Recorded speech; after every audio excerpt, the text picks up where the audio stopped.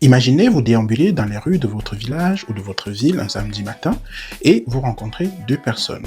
Un monsieur grand avec quelques bouées de sauvetage autour de la taille pour pas dire en surpoids, voire obèse, et une dame toute mince, toute jolie, bien apprêtée. Et là on vous pose la question, si vous devriez choisir entre ces deux personnes, la personne qui vous paraît le plus en santé. Si vous êtes honnête envers vous-même, vous allez sans doute répondre que c'est la dame parce qu'elle est mince et qu'on lie très facilement le fait d'être mince à être en santé.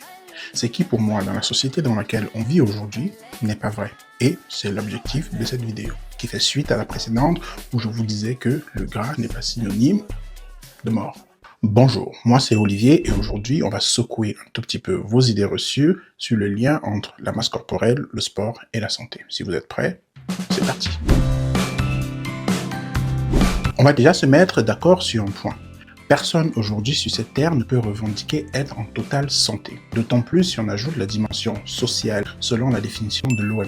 Par conséquent, nous sommes tous des malades qui nous ignorons. Ça, c'est la base. Dans cette capsule vidéo, on va donc s'attarder aux pathologies qu'on lie très souvent à la surcharge pondérale. Deux types de pathologies, les pathologies métaboliques et les pathologies cardiovasculaires principalement. Depuis des décennies, la surcharge pondérale, c'est l'ennemi public numéro 1.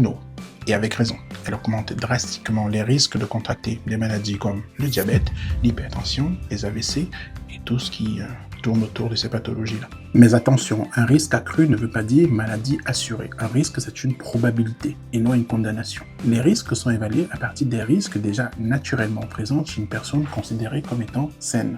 Dans le cas présent, on va dire qu'une personne saine, c'est une personne mince.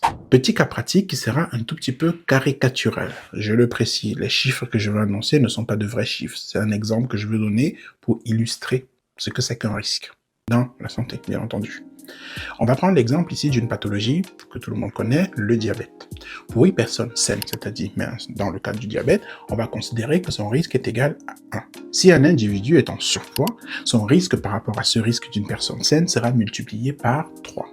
Et si la personne est obèse, elle voit le risque exploser par 10. On part donc du principe que de base, une personne saine, donc mince, a le risque déjà naturellement de pouvoir contracter le diabète. Le risque 0, il n'existe pas. Mais en médecine, on sait qu'un facteur de risque n'agit jamais seul. Il est toujours accompagné de plein de trucs.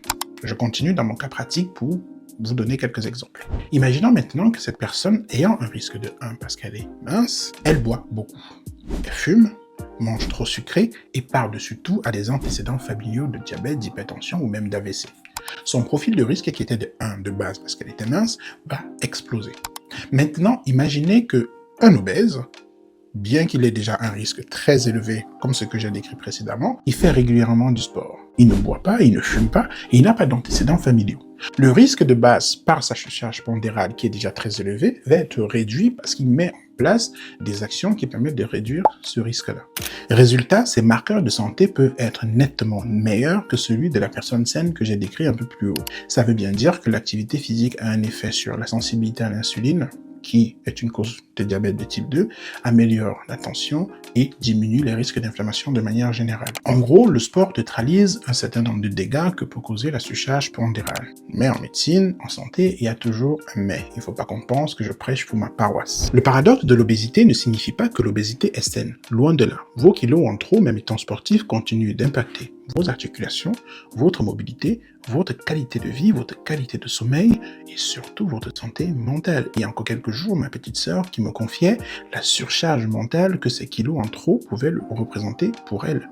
Pourtant, elle est loin d'être obèse, mais très très loin de là. Pour dire qu'en fait, tous ces paramètres-là ont un impact physique qui peut se traduire à de certains moments par un impact métabolique. Si vous êtes trop stressé, ce stress joue métaboliquement sur votre corps et peut vous entraîner des pathologies. Revenons donc à notre question de départ. Entre le monsieur en surpoids, voire obèse, et la dame mince, qui des deux peut-on considérer comme étant en santé? La réponse est qu'on ne peut pas le dire, à moins de savoir c'est quoi leur marqueur biologique et leur mode de vie. Sauf que ces deux éléments ne sont pas écrits sur leur front. Et c'est la raison pour laquelle je dis très souvent, même si on ne le fait pas, il est souvent nécessaire à partir d'un certain âge de consulter régulièrement un médecin pour faire un check-up, surtout quand on est en santé. Et ce n'est que comme ça qu'on saura en avance les pathologies qui sont en cours de préparation et commencer des traitements quand il est encore temps. Comme on dit, vaut mieux souvent prévenir que guérir. Conclusion, quand vous verrez quelqu'un en surpoids dans la rue ou obèse, ne vous empressez pas de la condamner à une mort très certaine le lendemain. Parce que vous-même, vous ne savez pas dans quel état de santé vous êtes. Dites-moi en commentaire si vous êtes ou pas d'accord. Et sinon, dites-moi pourquoi aussi en commentaire. Et on se dit à la prochaine pour une autre